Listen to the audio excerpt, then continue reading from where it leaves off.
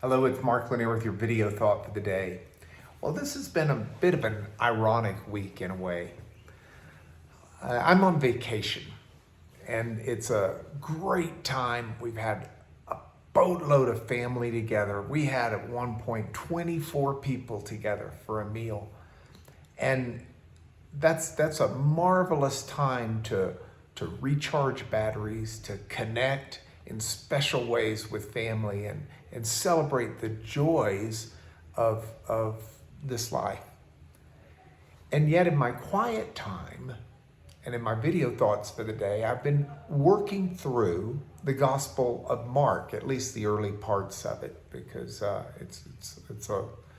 you can't do it all at once, and the way I'm doing it at least. Now, why is that an ironic twist?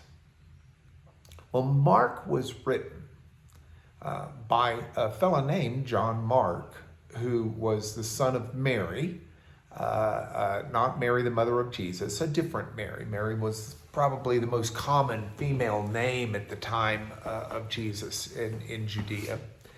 And in fact, it was Mary's house where the early apostles met right after the just very primitive beginnings of the church.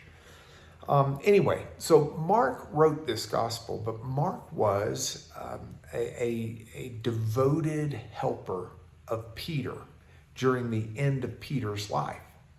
Now, Peter was martyred in Rome at basically the command of Nero, the emperor. Nero was an interesting fellow.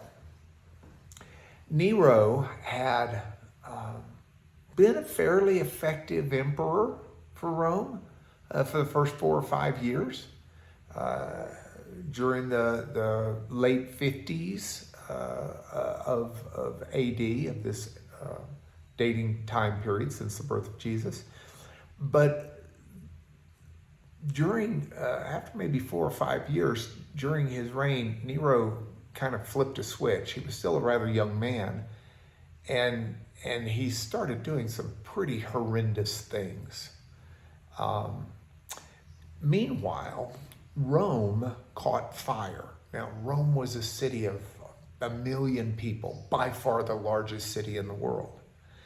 And the fire raged for weeks because so many of the homes and buildings of Rome were built out by wood. And out of the 10 districts of Rome, 7 of them were just really affected by this fire.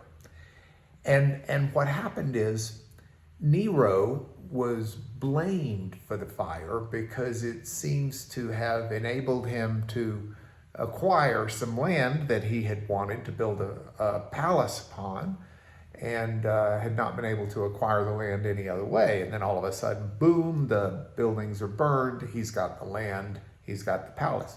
So Nero, in an effort to deflect attention on himself, Nero went and blamed the Christians for causing the fire.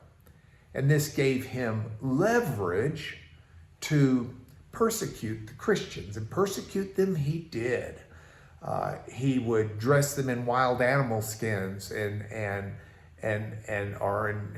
put them into the games and have them devoured by wild animals. He would put them on top of crosses and wood, stakes of wood, and crucify them.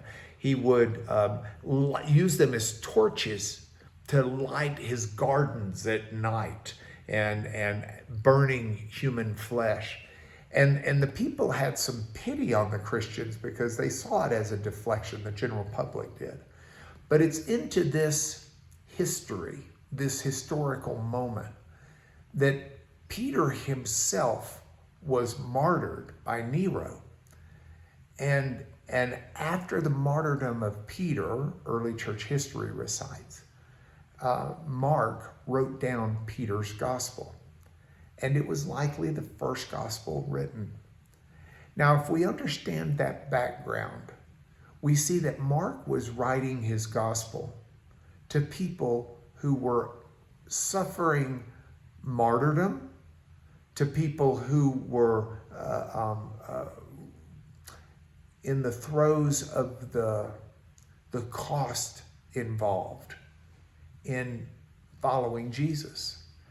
The Gospel's clearly written to people with a Roman mentality. Mark uses the Roman timing system, not the Jewish one. Mark uses words and terminology that's very Latin, not so much Greek, even though he uses Greek words to express it. So Mark's written to attest to who Jesus really is in ways that will help those who are martyred. And so this week, I've been looking hard at this, recognizing I'm on vacation having a great time studying a book that was written to people who are suffering. And it reminds me of one of the parables that Jesus told when he was asked by the disciples, and this Mark gives in chapter 2. He's asked, why don't your disciples, he was asked by the Pharisees and the people actually, why don't your disciples fast like those of the Pharisees and of John the Baptist, who'd recently been arrested and killed? And Jesus's comment was, when the bridegroom is at the wedding and at the party, the celebrants don't go into mourning, they celebrate. We as Christians and we as believers have the presence of Jesus with us even still today. And it does allow us to experience joy in this life, and there's nothing wrong with that.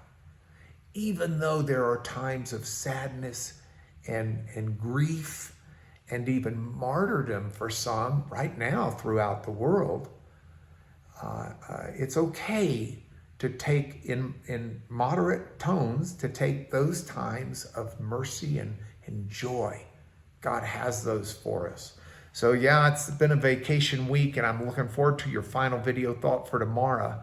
But in the process of looking at this, don't ever lose sight of both sides of that coin, that there is a time for mourning and there is a time for dancing, as the writer of Ecclesiastes says. So enjoy your day today. And if you're in that time of mourning, know that there will be dancing maybe tomorrow. But in the meanwhile, this is your video thought for the day, something to chew on. I'll talk to you tomorrow.